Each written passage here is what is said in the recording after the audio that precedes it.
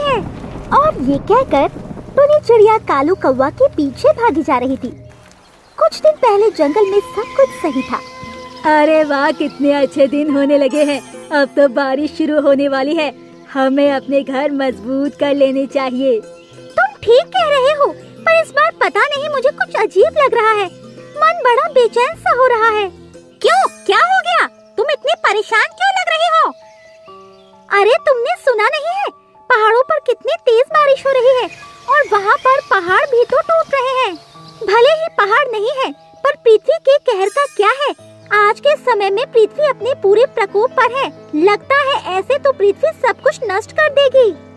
इसके बाद वो लोग अपने अपने घर में चले जाते हैं। वहीं इस जंगल से लगा एक गांव था, जिसमें हरिया अपने परिवार वालों के साथ रहता था। अभी सावन के महीने चल रहे थे, जिस वजह से हरिया रोजाना भोलेनाथ की पूजा करने जाता था। एक दिन बहुत तेज बारिश शुरू हो गई। उस दिन सोमवार था। हरिया पूजा करने के लिए घर से निकला तो उसकी पत्नी सीमा ने उससे कहा, अजी कहाँ जा रहे हो? बारिश बहुत हो रही है, बारिश बंद हो जाए तब चले जाना। अरे नहीं नहीं, मैं पूजा जिस समय करता हूँ उसी समय पर करूँगा, भले ही आंधी आए या बारिश हो। मुझे पता है आप भोलेनाथ के बहुत ही बड़े भक्त हैं, पर कम से कम अपनी सेहत का तो ध्यान रखिए। वैसे भी बारिश बहुत तेज है। अरे तुम शांत रहो और अपना काम करो, मैं अभी आ जाऊंगा पूजा करके। और ये कहकर हरिया मंदिर के लिए निकल जाता है। रास्ते में बहुत तेज पानी बरस रहा था और आंधी भी बहुत तेज थी, जिस वजह से हरिया को काफी दिक्कतें सहनी पड़ रही थी। पर वो जैसे तैसे करके मंदिर पहुंच जाता है और भोलेनाथ की पूजा करता है। तभी वो देखता है कि गांव में तेजी से पानी घुस रहा है। ये देखकर वो बहुत ज्यादा घबरा जाता है। हे भोलेनाथ, ये क्या हो रहा है?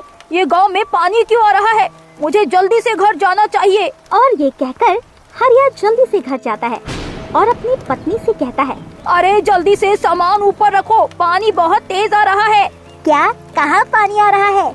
अरे मैं जो कह रहा हूँ वो करो। तब तक हरिया के घर में भी पानी घुस जाता है, जिसे देखकर उसकी पत्नी बहुत परेशान होती है और सामान को जल्दी जल्दी ऊपर रखने लगती है। वहीं गांव वाले भी बहुत ज्यादा परेशान होते हैं। उन्होंने पता किया तो पता लगा नदी का बांध टूट चुका है, क्योंकि बारिश बहुत तेज हो रही है, जिस वजह से नदी उफान पर थी। ये सुनकर गांव वाले बहुत ज्यादा परेशान हो गए। पानी धीरे धीरे जंगल की तरह जाने लगा। पूरा गांव पानी की चपेट में आ गया था, जिससे हालात बाढ़ जैसे हो गए थे। ऊपर से बारिश भी बंद नहीं था, जिस वजह से सभी लोग बहुत ज्यादा परेशान थे। वहीं जब जंगल के जानवरों ने देखा कि पानी जंगल में आ रहा है, तो वो सभी बहुत ज्यादा घबरा गए। अरे भागो भागो, जंगल में पानी भरने लगा, जल्दी भागो।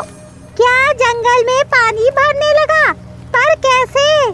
अरे मुझे नहीं पता, पर अगर जान बचानी है तो भागो। वही पानी तेजी से जंगल में घुस रहा था, जिससे मिट्टी का कटाव होने लगा। पेड़ पौधे गिरने लगे और जानवर उनकी चपेट में आने लगे। कई सारे जानवर घायल हो गए। जब पंछियों ने देखा तो वो बहुत ज्यादा परेशान हुए और कालू कौवा ने सभी पंछियों से कहा, अरे सभी भागो जंगल से, वरना मारे जाओगे। ये सब क्या हो रहा है? अचानक से पानी कहाँ से आ गया? पता नहीं, पर अगर जान बचानी है तो कैसे भी करके भागो। पर कैसे भागे? पानी भी तो कितना तेज बरस रहा है, इसमें उड़ा ही नहीं जा रहा है और आंधी भी कितनी तेज चल रही है। मुझे पता है, पर अगर जंगल से बाहर नहीं निकले तो इसी जंगल में हमारी कब्र बन जाएगी, क्योंकि पेड़ पौधे गिर रहे हैं। ये सुनकर सभी पंछी जंगल से बाहर निकल आते हैं। जब उन्होंने देखा तो गांव भी पूरा डूबा हुआ था। लोग अपनी जान बचाने के लिए इधर उधर भाग रहे थे। वहीं जानवर भी अपनी अपनी जान बचाने के लिए ऊंची ऊंची जगह पर जा रहे थे। पंछियों को समझ नहीं आ रहा था ये क्या हो रहा है, क्योंकि ऊपर से बारिश और नीचे ये तूफान। तभी अचानक पृथ्वी हिलने लगती है और एक बहुत बड़ी दरार जमीन में पड़ती है, जिससे कई सारे जानवर और आदमी उसके अंदर चले जाते हैं। अरे नहीं नहीं, ये क्या हो गया? अब तो पृथ्वी का विनाश निश्चित है। मुझे नहीं मरना है, हे भगवान मेरी रक्षा कीजिए। कोई बचाने नहीं आएगा, क्योंकि तुम ही लोगों ने पृथ्वी पर इतना प्रदूषण फैला रखा है और इसी वजह से ये सब हो रहा है। इसके बाद सभी लोगों ने फैसला लिया, पंछी, जानवर और इंसान एक साथ हो जाएंगे, क्योंकि अगर उन्हें बचना है तो एक साथ आना ही पड़ेगा। फिर वो लोग एक साथ होकर गांव के मंदिर पहुंचते हैं, पर गांव का मंदिर ज्यादा बड़ा नहीं था, पर फिर भी सभी मंदिर में आराम से आ गए, जिसे देखकर हरिया ने कहा, ये तो भोलेनाथ का चमत्कार है, क्योंकि इतने छोटे मंदिर में हम लोग कैसे बच सकते हैं। हाँ हरिया, आप बिल्कुल ठीक कह रहे हैं। इसके बाद वो सभी लोग उसी मंदिर में बने रहते हैं। तभी एक बच्चा उन्हें पानी में बहता दिखाई देता है। वो मदद के लिए पुकार रहा था, अरे बचाओ, कोई तो बचाओ। बच्चे को देखकर पंछी और हरिया काफी परेशान हो जाते हैं। वो लोग पानी में उसे बचाने के लिए कूद जाते हैं।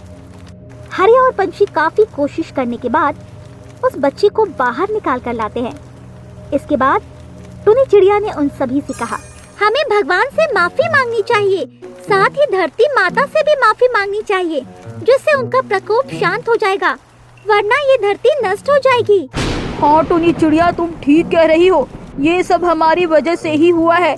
हमने पृथ्वी पर पाप बहुत बढ़ा दिया है। तो चलो हम सभी लोग भगवान से और पृथ्वी माता से माफी मांगते हैं, जिससे वो शांत हो जाए।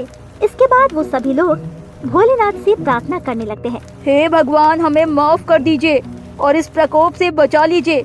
हम आगे से कभी भी पृथ्वी पर इतना पाप नहीं बढ़ाएंगे, ना ही इसके पर्यावरण का प्रदूषण करेंगे। इसके बाद वो लोग काफी देर तक प्रार्थना करते रहते हैं। उस दिन काफी ज्यादा बारिश हुई। वो लोग उस रात उसी मंदिर में सो गए। अगले दिन एक नई सुबह हुई, जिसके साथ सूर्य की पहली किरण मंदिर पर आकर पड़ी, जिससे सभी लोग जाग गए और बहुत खुश हुए, क्योंकि मौसम बहुत ही अच्छा था, जिसे देखकर लग रहा था आफत टल गई है। इसके बाद उन लोगों ने भगवान की जय जयकार की और फिर हरिया ने कहा, अब हमें अपने घर जाकर देखना चाहिए कि वहाँ के हालात क्या है। हाँ, तुम बिल्कुल ठीक कह रहे हो, हम भी अपने जंगल वापस जा रहे हैं। तुम्हारा बहुत बहुत धन्यवाद जो तुमने हमारा साथ दिया। अरे इसमें धन्यवाद की क्या बात है, जो विपदा आती है तो हम सभी को एक साथ होना पड़ता है। अगर हम सभी साथ नहीं होते तो शायद इस संकट से नहीं बच पाते। ये सुनकर पंछी और जानवर बहुत खुश हो जाते हैं। इसके बाद गांव वाले अपने अपने घरों में लौट जाते हैं और जंगल के पक्षी और जानवर भी अपने अपने जंगल में लौट आते हैं।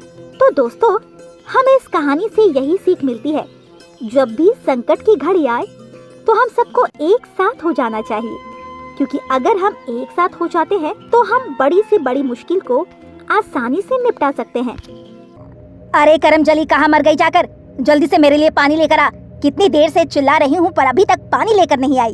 ये कहकर टुनटुन चिड़िया तेज तेज अपनी बहू टोनी चिड़िया पर चिल्लाने लगी। तभी टोनी चिड़िया भागकर पानी लेकर आई और अपनी सास को पानी दे दिया। इस पर टुनटुन चिड़िया ने कहा, क्या सुनाई नहीं देता है? कितनी देर से चिल्ला रही थी मैं? माँ जी, रसोई में काम कर रही थी, इसी वजह से देर हो गई। आप दीदी से ही कह देती, वो पानी ले आती। अच्छा, अब मेरी बेटी काम करेगी? तू क्या यहाँ पर आराम करने के लिए आई है? नहीं नहीं, मैंने तो बस इसीलिए कहा कि आपको जल्दी पानी मिल जाता। अब चल जा यहाँ से, मुझसे जुबान मत लड़ा। आजकल तेरी ज्यादा जुबान चलने लगी है, समझी? और ये कहकर टुनटुन चिड़िया ने टोनी चिड़िया को वहाँ से भगा दिया। एक जंगल में टुनटुन चिड़िया अपनी बहू टोनी चिड़िया और बेटी टुनटुनी चिड़िया के साथ रहा करती थी। वो अपनी बेटी टुनटुनी चिड़िया को बहुत प्यार करती थी। उसकी शादी के लिए एक अच्छे लड़के की तलाश कर रही थी, पर दूसरी तरफ वो अपनी बहू से उतनी नफरत करती थी। उसे रोजाना ताने सुनाया करती, जिस वजह से टोनी चिड़िया काफी ज्यादा दुखी रहती। एक बार की बात है, टुनटुन चिड़िया अपनी बेटी को साथ में लेकर बाजार जा रही थी। तभी टोनी चिड़िया ने कहा, माँ जी, मेरा कुछ सामान खत्म हो गया है, आप लेकर आ जाएंगी क्या? वैसे भी आप बाजार जा रही हो ना? मेरे पास पैसे नहीं है जो मैं तेरे लिए सामान ले आऊं। अगर तेरे पास पैसे हैं तो मुझे दे दे, मैं लेकर आऊंगी सामान। पर माँ जी, मेरे पास तो पैसे ही नहीं है, और ये जो भी पैसे लाते हैं आपको ही तो दे देते हैं। वो मेरा बेटा है, वो मुझे पैसे नहीं देगा तो क्या तुझे देगा? वैसे भी तेरे खर्चे आजकल बहुत ज्यादा हो गए हैं। मम्मी जल्दी चलिए ना, मुझे बाजार से बहुत सारी शॉपिंग करनी है। कितनी देर लगा रही हो आप? हाँ हाँ बेटी, अभी चलती हूँ। पता नहीं कैसे जान लेती है कि हम बाजार जा रहे हैं। और ये कहकर टुनटुन चिड़िया अपनी बेटी टुनटुनी चिड़िया को लेकर बाजार चली गई, जिससे टोनी चिड़िया काफी ज्यादा दुखी हुई। हे भगवान, मेरी सास मुझे बिल्कुल भी नहीं चाहती। पता नहीं क्यों ये मुझसे इतनी नफरत करती है। ये कहकर वो घर के कामों में लग जाती है। तभी अचानक उसका दरवाजा किसी ने खटखटाया। दरवाजे की आवाज सुनकर टोनी चिड़िया ने दरवाजा खोला तो उसके सामने उसका पति टूना चिड़ा था। अपने पति को देखकर टोनी बहुत ज्यादा खुश हो गई। अजी, आज आप इतनी जल्दी आ गए? आपने तो खबर भी नहीं दी। हाँ, मुझे आना पड़ा क्योंकि मैंने अपनी बहन के लिए एक बहुत ही अच्छा लड़का देखा है, तो अगले महीने उसकी शादी तय कर दूं। ये तो बहुत अच्छी बात है। चलिए आप अंदर आइए, मैं आपके लिए पानी ले आती हूँ। इसके बाद टूना चिड़ा घर के अंदर आया, पर उसे अपनी माँ और बहन कहीं दिखाई नहीं दी।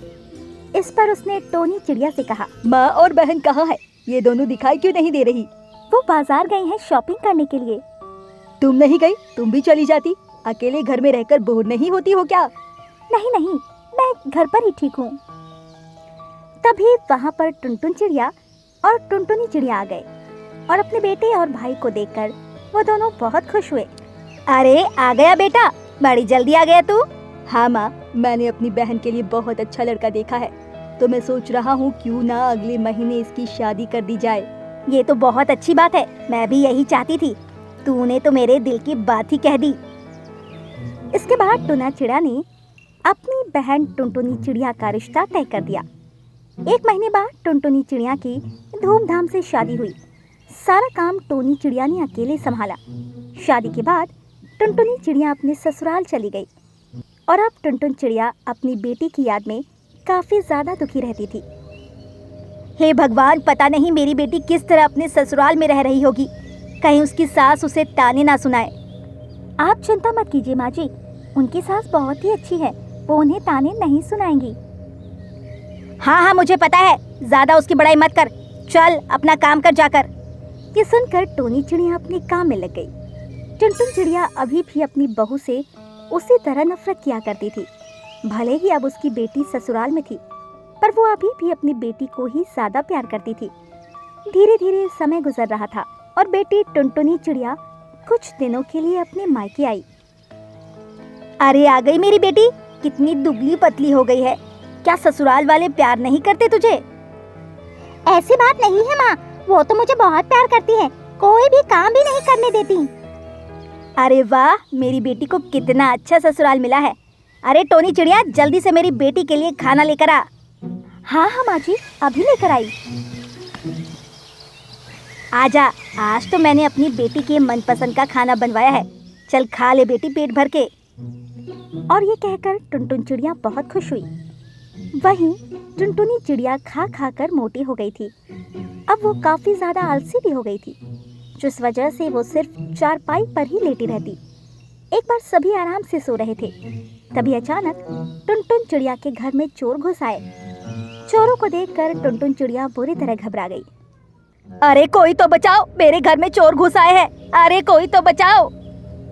आवाज को सुनकर टोनी चिड़िया जाग गई और वो अपनी सास के कमरे में आई तो उसने देखा वहाँ चोर थे, जिन्हें देखकर वो घबरा गई। अरे बहू, जल्दी मुझे बचाओ, वरना ये मुझे मार डालेंगे। जल्दी से जो सामान है वो इस बैग में भर दो, वरना मैं तुम लोगों को मार डालूंगा। तभी टुनटुनी चिड़िया आ गई। टुनटुनी चिड़िया ने जब चोर को देखा तो वो पूरी तरह घबरा गई। अरे नहीं माँ, ये तो चोर है। हाय राम, अब मैं क्या करूँ? चिल्लाने की जरूरत नहीं है, जल्दी से सारा सामान भर दो, वरना अभी तुम सबको मार डालेंगे। ये सुनकर टुनटुन चिड़िया ने अपना सारा सामान भर दिया। वहीं जब टुनटुनी चिड़िया की बारी आई तो टुनटुनी चिड़िया ने मना कर दिया। नहीं नहीं, मैं अपना सामान नहीं दूंगी, ये मेरे ससुराल का है। ससुराल वाले क्या कहेंगे? हाय राम, मैं यहाँ आई ही क्यों? मैं तो अपने ससुराल ही अच्छी थी। ये तू क्या कह रही है बेटी? भला अपने घर से कोई इस तरह करता है? काहे का घर माँ? ये मेरा घर नहीं है। मेरा घर तो अब वो हो गया, ये तो मेरा मायका है। अगर मैं यहाँ ना आती तो मेरा जेवर तब भी बच जाता। वहीं टोनी चिड़िया ये सब देख रही थी। उसने चुपके से एक डंडा उठाया और चोर के हाथ में दे मारा, जिससे उसका चाकू गिर पड़ा। इसके बाद टोनी चिड़िया ने उन सभी की अच्छी तरह धुनाई की और उन चोरों को भगा दिया। चोरों के बाहर जाने के बाद टुनटुनी चिड़िया ने अपनी माँ से कहा, माँ, मैं तो अपने घर जा रही हूँ, मुझे नहीं रहना तेरे घर में। तेरे घर में तो चोर आते रहते हैं। तो क्या तू इतनी रात में ही अपने ससुराल जाएगी? हाँ, मैं तो इतनी रात में ही ससुराल जाऊंगी। अब मुझे यहाँ रहना ही नहीं है। ये कहकर टुनटुनी चिड़िया ने अपने पति को फोन किया। रात में ही वो अपने ससुराल चली गई। ये देखकर टुनटुन चिड़िया बड़ी दुखी हुई, क्योंकि उसने जिस बेटी को बहुत प्यार किया था, आज वो उसे छोड़कर चली गई। वहीं टोनी चिड़िया ने उसकी जान बचाई। इस पर टुनटुन चिड़िया ने अपनी बहू से कहा, मुझे माफ कर दे बहू, मुझसे बहुत बड़ी भूल हो गई। मैंने जिसे हीरा समझा था वो तो पत्थर निकल गया। कोई बात नहीं माँ जी, आप सही तो है ना? हाँ हाँ बहू, मैं तो ठीक हूँ, पर तू तो ठीक है ना? हाँ, मैं भी ठीक हूँ। और अब टोनी चिड़िया बहुत खुश हुई, क्योंकि अब उसकी सास टुनटुन चिड़िया उसे बहुत प्यार करने लगी थी। सीख दोस्तों, हमें इस कहानी से यही सीख मिलती है कि हमें बहू और बेटी में कभी भी फर्क नहीं करना चाहिए, क्योंकि बेटी पराया धन होती है और बहू घर की लक्ष्मी, जिस वजह से हमें दोनों को ही प्यार करना चाहिए।